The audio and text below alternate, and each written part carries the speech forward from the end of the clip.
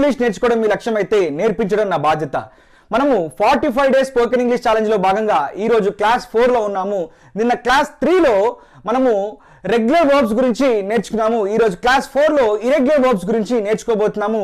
Regular and irregular verbs కి ఒక connection ఉంటుంది. ఆ కనెక్షన్ ఏంటనేది ఈరోజు క్లాస్లో చెప్తాను.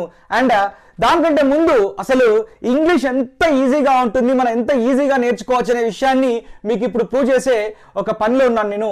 అంటే మీరు దీన్ని చాలా శ్రద్ధగా జాగ్రత్తగా చూడాలి. ఈ చెప్పే ప్రతి పలుకు ప్రతి పదాన్ని కూడా మీరు జాగ్రత్తగా శ్రద్ధగా వినడమే కాకుండా మీకు ఇచ్చినటువంటి బుక్లో రాసుకోవాలి. ఇక్కడ మీకు పేజ్ నెంబర్ 74లో మీకు ఇర్రెగ్యులర్ వర్బ్స్ అని చెప్పి ఇవ్వడం జరిగింది. దాని కింద notes from Vashishtha 360 YouTube channel, detailed explanation from Vashishtha 360 YouTube channel అని చెప్పి ఇక్కడ కాలం ఇవ్వడం జరిగింది. అందులో రాసుకోవాలి ఎక్స్ప్లెనేషన్ అంతా కూడా. అండ్ దాని తర్వాత ఇక్కడ 75 పేజీలో టాస్క్ అనేది నేను ఏది ఇస్తున్నానో ఆ టాస్క్ని మీరు రాయాల్సిన అవసరం ఉంటుంది. ఫస్ట్ క్లాస్లో ఏం చెప్పాను? I, we, you, they, he, she, it అని చెప్పాను. ఐ అంటే నేను, వి అంటే మేము మనము, యు అంటే మీరు నీవు, దే అంటే వారు వాళ్ళు, హీ అంటే అతడు, షీ అంటే ఆమె, ఇట్ అంటే ఏదైనా వస్తువు కానీ ఏదైనా ఆర్గనైజేషన్ కానీ ఏదైనా వ్యవస్థ గురించి కానీ అది లేదా ఇది అని చెప్పినప్పుడు మనము ఉపయోగిస్తాం. సో ఇది ఫస్ట్ క్లాస్లో నేర్చుకున్నాం ఈ విషయాలన్నీ కూడా మనము. అండ్ ఇక్కడ మనము కొన్ని తెలుగు మీనింగ్స్ చెప్తాను, అది జాగ్రత్తగా నోట్ చేసుకోండి. షెల్, విల్ అంటే ఏదైనా ఒక పనిని భవిష్యత్తులో చేస్తాను అని చెప్పి దాని అర్థం. డూ అంటే సింపుల్గా చేస్తాను అని దాని అర్థం. కెన్ అంటే ఒక పనిని చేయగలను అని చెప్పినప్పుడు మనం కెన్ ఉపయోగిస్తాం. కుడ్ అంటే ఒక పనిని చేయగలిగాను అని చెప్పినప్పుడు ఉపయోగిస్తాం. అంటే దీని అర్థం కుడ్ అంటే చేయగలిగాను. మే అండ్ మైట్ రెండింటికి ఒకటే మీనింగ్ ఉంటుంది. అదేంటంటే ఒక పని చేస్తే చేయవచ్చు, చేస్తే చెయ్యవచ్చు అని దాని అర్థం. షుడ్ అంటే చెయ్యాలి. నీడ్ టు అంటే ఒక పని చేయాల్సిన అవసరం ఉంది. మస్ట్ అంటే తప్పకుండా చేయాలి. హ్యావ్ టు అంటే ఒక పని చేయాల్సి ఉంది. వుడ్ అంటే ఒకప్పుడు చేసేవాడిని లేదా ఇప్పుడు చేస్తాను లేదా భవిష్యత్తులో చేస్తాను అని కూడా ఉంటుంది. సో ఈ వుడ్ అనేది స్పెషల్ కేసుగా తీసుకోవాలి మనము, తర్వాత ఎక్స్ప్లెయిన్ చేస్తాను దాని గురించి. యూజ్ టు అంటే ఒకప్పుడు అలవాటుగా చేసేవాడిని బట్ ఇప్పుడు ఆ అలవాటు లేదు నాకు అని చెప్పినప్పుడు. హ్యాడ్ టు అంటే నేను చేయాల్సి వచ్చింది, గతంలో ఒక పనిని నేను చేయాల్సి వచ్చింది అని చెప్పినప్పుడు హ్యాడ్ టు ఉపయోగిస్తాం. మళ్ళీ ఒకసారి చెప్తున్నాను మీకోసము. అదేంటంటే షెల్, విల్ అంటే భవిష్యత్తులో చేసే పని, డూ అంటే ప్రస్తుతం చేస్తానని చెప్పడానికి, కెన్ అంటే చేయగలను, కుడ్ అంటే చేయగలిగాను, మే మైట్ అంటే చేస్తే చేయొచ్చు, షుడ్ అంటే చేయాలి, మస్ట్ అంటే తప్పకుండా చేయాలి, నీడ్ టు అంటే చేయాల్సిన అవసరం ఉంది, హ్యావ్ టు అంటే చేయాల్సి ఉంది, వుడ్ అంటే ఒకప్పుడు చేసేవాడిని, యూజ్ టు అన్నా కూడా ఒకప్పుడు చేసేవాడిని, హ్యాడ్ టు అంటే చేయాల్సి వచ్చింది అని దాని అర్థం. So hope you understand. ఇప్పుడు తెలుగు మీనింగ్స్ అన్ని కూడా మీరు రాసుకున్నారని చెప్పి నేను అనుకుంటున్నాను. ఇప్పుడు ఒక సబ్జెక్టివ్ ప్రొనౌన్ తీసుకుందాం, ఐని తీసుకుందాం. ఐతో ఐ అంటే ఏంటి? నేను. ఇప్పుడు ఒక్కొక్క హెల్పింగ్ వర్బ్తో మనము ఇక్కడ ఇచ్చినటువంటి 2 వర్బ్స్ని తీసుకుందాం. ఇక్కడ మీరు ఏదైనా తీసుకోండి, నేను ఇక్కడ స్పీక్ అండ్ గో అని తీసుకున్నాను. మీరు play, win, come, drink, drive, Singh ఏదైనా తీసుకోండి మీరు ఇక్కడ. సో నేను ఇక్కడ ఐ తీసుకున్నాను. ఐతో ఇక్కడ నుంచి మొదలు పెడుతున్నాను నేను. చూడండి ఇక్కడ ఐతో ఇక్కడ నుంచి మొదలు పెడుతున్నాను. I will speak in English after 45 days spoken English course. I do speak in English every day. I can speak in English. I could speak in English. I may or I might speak in English. I should speak in English. I must speak in English. I need to speak in English. And I have to speak in English. I would speak in English. I used to speak in English. And I had to speak in English. ఇప్పుడు వాడు Telugu meanings చెప్తాను చూడండి. మళ్ళీ ఇదే ఐతోని మళ్ళీ ఒకసారి మీ confusion లేకుండా మళ్ళీ చెప్తాను చూడండి. I shall speak in English అంటే భవిష్యత్తులో ఇంగ్లీష్లో మాట్లాడతాను. I do speak in English అంటే నేను రెగ్యులర్గా ఇంగ్లీష్లో మాట్లాడతాను. I can speak in English అంటే నేను ఇంగ్లీష్లో మాట్లాడగలను. I could speak in English అంటే నేను ఇంగ్లీష్లో మాట్లాడగలిగాను. అంటే ఇప్పుడు కాదు, మాట్లాడగలిగాను అని దాని అర్థం. ఇంటర్వ్యూకి వెళ్ళాను, అక్కడ నేను ఇంగ్లీష్లో మాట్లాడగలిగానని చెప్పినప్పుడు అలా చెప్పొచ్చు అన్నట్టు. I may or I might speak in English అంటే నేను ఇంగ్లీష్లో మాట్లాడొచ్చు, ప్రాబబిలిటీ అన్నట్టు, ఎగ్జాక్ట్గా 100% గ్యారంటీ కాదన్నట్టు. I should speak in English అంటే నేను ఇంగ్లీష్లో మాట్లాడాలి అని అర్థం. I must speak in English అంటే నేను తప్పకుండా ఇంగ్లీష్లో మాట్లాడాలి. I need to speak in English అంటే నేను ఇంగ్లీష్లో మాట్లాడాల్సిన అవసరం ఉంది అంతని అర్థం. I have to speak in English అంటే నేను ఇంగ్లీష్లో మాట్లాడాల్సి ఉంది. I would speak in English నేను ఒకప్పుడు ఇంగ్లీష్లో మాట్లాడేవాడిని, టైం రిఫరెన్స్ని బట్టి మారుతుంది అర్థం. I use to speak in English నేను ఒకప్పుడు ఇంగ్లీష్లో మాట్లాడేవాడిని, otherwise I use to speak in Telugu but after watching Vasishtha 360 spoken English classes now I'm able to speak perfect and fluent English ఈ రకంగా కూడా చెప్పొచ్చు. అండ్ ఐ హ్యాడ్ టు అంటే Telugu meaning ఏం చెప్పాను, చెయ్యాల్సి వచ్చింది ఒక పనిని. I had to speak in English నాకు ఆ భాష అవసరం లేకపోయినా నేను ఇంటర్వ్యూకి వెళ్ళాను కాబట్టి అక్కడ నేను మాట్లాడాల్సి వచ్చింది అని చెప్పినప్పుడు I had to speak in English అని చెప్తాం. నేను ఇక్కడ ఐతో చెప్పాను, మీరు ఇక్కడ వీని తీసుకోండి. వి అంటే ఏంటి, మేము లేదా మనం. అప్పుడు మీరు ఎలా చెప్తారు, ఇక్కడ గో తీసుకోండి, నేను ఇక్కడ వి తీసుకున్నాను, మీరు ఇక్కడ గో తీసుకొని చెప్పండి. గో అంటే go to college, go to office, go to temple, wherever. ఇక్కడ మీరు ఇట్లా చెప్పాలి. నేను ఇంకేం దీని గురించి చెప్పను ఎందుకంటే మీరు ప్రాక్టీస్ చేసి నాకు చెప్పాల్సి ఉంటుంది. దీన్ని మీరు కామెంట్ సెక్షన్లో కామెంట్ చేయాలి, ప్రతి ఒక్కరు కూడా స్కిప్ చేయద్దు అసలే. We shall go to college, otherwise we shall go to picnic, we shall go to tour, we shall go to picnic అని చెప్పి అనుకుందాం. So we shall go to college, we do go to college, we can go to college, we could go to college, we may or we might go to college, we should go to, we need to go to, we have to go to, we must go to, we would go to, we used to go to, we had to go to. ఇలా ఇంగ్లీష్లో తెలుగులో practice చేయాలి. ఇప్పుడు నేను చెప్పినటువంటి regular వర్బ్స్కి ఈరోజు చెప్పబోయే irregular వర్బ్స్కి తేడా ఏంటో చెప్పే ప్రయత్నం చేస్తాను. దీన్ని ఇరేజ్ చేసి చెప్పే ప్రయత్నం చేస్తాను, జాగ్రత్తగా వినండి. ఇప్పుడు మనము నిన్న నేర్చుకున్నటువంటి రెగ్యులర్ వర్బ్స్కి ఇప్పుడు నేర్చుకుంటున్నటువంటి ఇరెగ్యులర్ వర్బ్స్కి మధ్యన తేడా ఏంటో చూద్దాము. రెగ్యులర్ వర్బ్స్ అంటే ఎలాంటి ఇరెగ్యులారిటీ లేకుండా రెగ్యులర్గా ఒక ఫ్లోలో ఉండటం అన్నట్టు. నిన్నటి వీడియో మీరు ఒకసారి చూసి ఈ వీడియోతోని కంపేర్ చేసుకున్నట్లయితే మీకు చిన్న విషయం అర్థం అవుతుంది. అదేంటంటే ఇక్కడ పాస్ట్ ఫామ్లో, పాస్ట్ పార్టిసిపల్ ఫామ్లో నిన్నటి రెగ్యులర్ వర్బ్స్లో మనకి ఈడీతో ఎండ్ అవుతుంటాయి. For example learn, learns, learning, learned, learned. Play ఏమవుతుందంటే ప్లేయిడ్ అని అవుతుంది అన్నట్టు. సో ఆ రకంగా మనకి రెగ్యులారిటీ అనేది ఉంటుంది. కానీ ఇక్కడ చూడండి, పాస్ట్ ఫామ్లో, పాస్ట్ పార్టిసిపల్ ఫామ్లో స్పోక్ ఏమైంది, స్పోకెన్ అయింది. డిడ్ ఏమైంది, డన్ అయింది. బ్రోక్ ఏమైంది, బ్రోకెన్ అయింది. వెంట్ ఏమైంది, గాన్ అయింది. టుక్ ఏమైంది, టేకెన్ అయింది. మనకు ఈ రకంగా విన్ ఏమవుతుంది అంటే మనకి వన్ అని కూడా అయిపోతుంది. సో ఈ రకంగా మనకి ఏంటంటే ఇరెగ్యులర్ వర్బ్స్కి రెగ్యులర్ వర్బ్స్కి తేడా ఒకటే. ఈ పాస్ట్ ఫామ్లో, పాస్ట్ పార్టిసిపల్ ఫామ్లో రెగ్యులారిటీ అనేది ఉండదు. రెగ్యులారిటీ ఉంటే రెగ్యులర్ వర్బ్స్, ఇరెగ్యులారిటీ ఉంటే ఇరెగ్యులర్గా ఉంటే ఇరెగ్యులర్ వర్బ్స్. అంతేగాని దానికి దీనికి మధ్యన పెద్ద డిఫరెన్స్ చేసి దీన్ని సపరేట్గా నేర్చుకోవాల్సిన అవసరం లేదు. మనం ఆల్ మిక్స్ ఫ్రూట్ జ్యూస్ లాగా కలిపి కొట్టి చదువుకొని నేర్చుకోవాల్సిన అవసరం ఉంటుంది.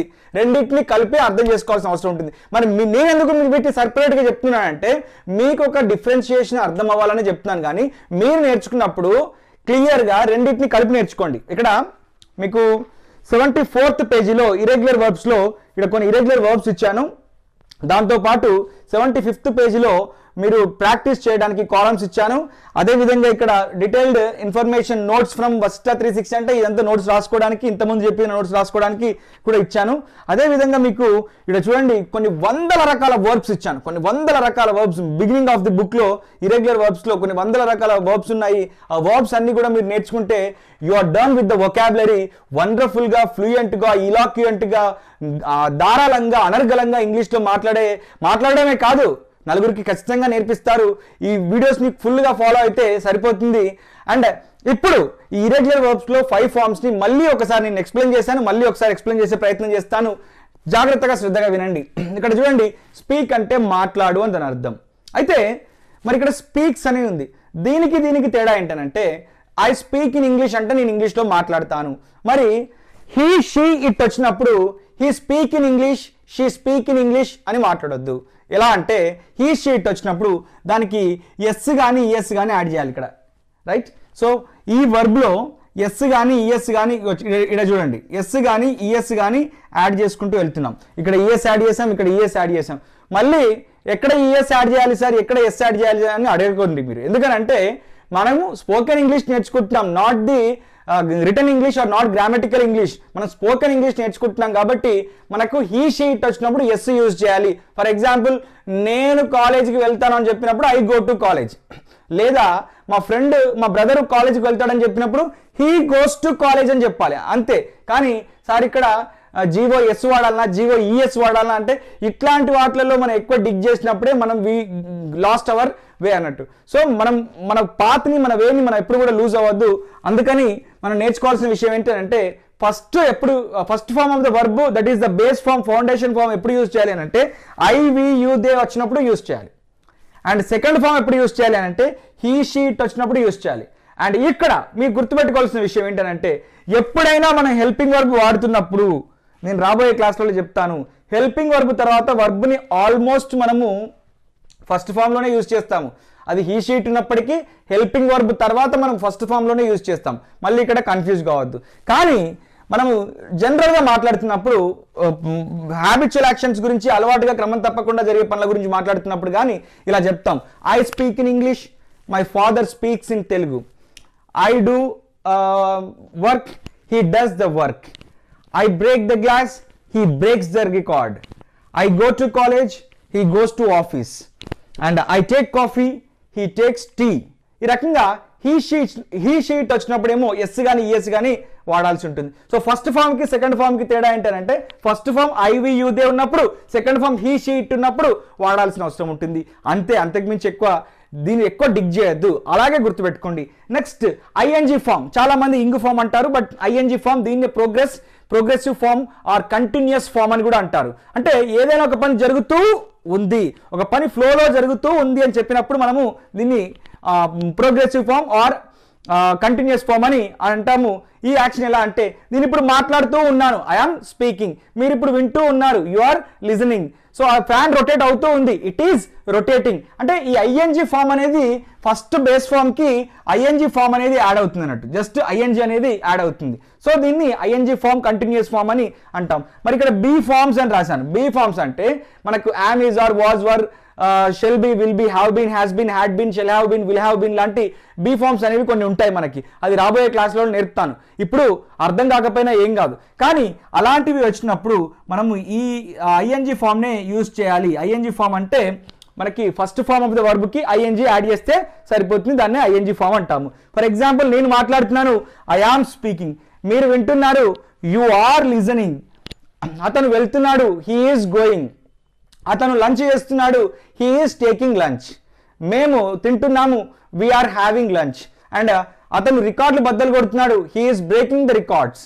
అండ్ అతను పని చేస్తున్నాడు, he is doing the work.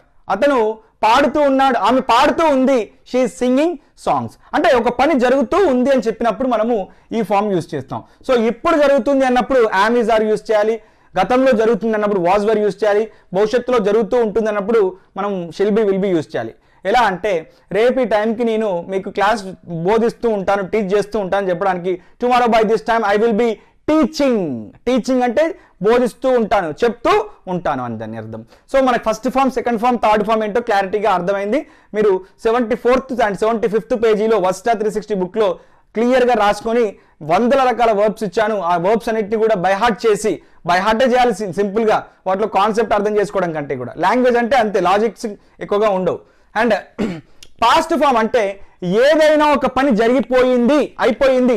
Any action which is already happened, any action which is already completed, అప్పుడు మనం పాస్ట్ ఫామ్ని ఉపయోగిస్తాం. నేను మాట్లాడాను, ఐ స్పోక్ టు దెమ్. నేను డిగ్రీ పూర్తి చేశాను, ఐ డిడ్ మై గ్రాడ్యుయేషన్. నేను రికార్డు బ్రేక్ చేశాను, I broke the record. Vashishtha 360 అనేది రికార్డులు బ్రేక్ చేసి ఇది ఒక వరల్డ్ రికార్డ్ వైపు దూసుకెళ్తుంది. Believe it. ఎందుకనంటే ఒకసారి మీరు వశిష్ఠ 360 బుక్ గురించి అమెజాన్లో వెతికి చూడండి. రిలీజ్ చేసినప్పటి నుంచి ఇప్పటి వరకు టాప్ అండ్ బెస్ట్ సెల్లర్ బుక్గా ఉంది. ఇండియాలో అన్ని భాషల బుక్లను పక్కన పెట్టేసి మన book top and best seller, అన్ని కేటగిరీలో బెస్ట్ సెల్లర్గా ఉంది మనది. And I went to Araku. నేను ఈ మధ్య అరకుకు వెళ్ళాను, నేను అరకుకు వెళ్ళానని చెప్పడానికి ఐ వెంట్ టు అరకు అని చెప్తాం అన్నట్టు. I took breakfast. నేను బ్రేక్ఫాస్ట్ చేశాను లేదా తీసుకున్నాను అని దాని అర్థం. సో ఫస్ట్ మనకి వీటి తెలుగు మీనింగ్స్ రావాలి. బుక్లో మనకి వీటి తెలుగు మీనింగ్స్ ఉన్నాయి. అండ్ ఈ 5 కాంజుగేషన్ ఆఫ్ వర్బ్స్ కూడా రావాలి. అండ్ ఇప్పుడు ఈ పాస్ట్ ఫామ్ కనుక మీకు అర్థమైపోతే, అంటే దేని గురించి చెప్తున్నాను, ఈ ఫోర్త్ ఫామ్ దేని గురించి చెప్తుంది? పాస్ట్ యాక్షన్స్ గురించి. అంటే any action which is already completed. ఇప్పుడు పాస్ట్ పార్టిసిపుల్ ఫామ్ గురించి చెప్తాను. ఇది పాస్ట్ పార్టిసిపుల్ ఫామ్ అంటే చాలా మంది కన్ఫ్యూజ్ అవుతారు. చాలా ఈజీ. పాస్ట్ పార్టిసిపుల్ ఫామ్ అని చెప్పి పెద్దగా ఉందని చెప్పి చాలా మంది కన్ఫ్యూజ్ అవుతారు. బట్ ఇది చాలా చాలా ఈజీ. సింపుల్ గా పాస్ట్ యాక్షన్స్ ఇది కూడా. కాకపోతే రీసెంట్ పాస్ట్ యాక్షన్స్, ఈ మధ్య జరిగిపోయిన పనుల గురించి చెప్పినప్పుడు ఈ పాస్ట్ పార్టిసిపుల్ ఫామ్ ని యూజ్ చేయాలి. అండ్ ఇంకొక విషయం ఏంటంటే ఈ past participle form passive voice వచ్చినప్పుడు యూజ్ చేయాలి. ఇంగ్లీష్లో మనకి ప్యాసివ్ వాయిస్ అని ఉంటుంది. I am invited, they are selected, we are surprised and he is beaten. ఈ రకంగా మనకి ప్యాసివ్ వాయిస్ అని ఉంటుంది. మనకి 42nd 44th క్లాస్లో మీకు ప్యాసివ్ వాయిస్ గురించి చెప్పే ప్రయత్నం చేస్తాను టెన్సెస్ తర్వాత. బట్ ముందు అర్థం చేసుకోండి, పాస్ట్ పార్టిసిపుల్ ఫామ్ అంటే పాస్ట్ ఫామ్ లాగానే, అంటే పాస్ట్ యాక్షన్స్ లాగానే ఈ మధ్య జరిగిపోయిన పని అని దాని అర్థం. నేను వాళ్ళతో మాట్లాడాలని చెప్పడానికి హ్యావ్ యూజ్ చేసి సింపుల్గా ఒక టైం చెప్పకుండా ఇలా మాట్లాడొచ్చు. I have spoken to them. లేదా ఇంతకు ముందే నేను లంచ్ చేసి వచ్చాను, నాకు ఏం అర్థం చెప్పడానికి I have taken lunch just now.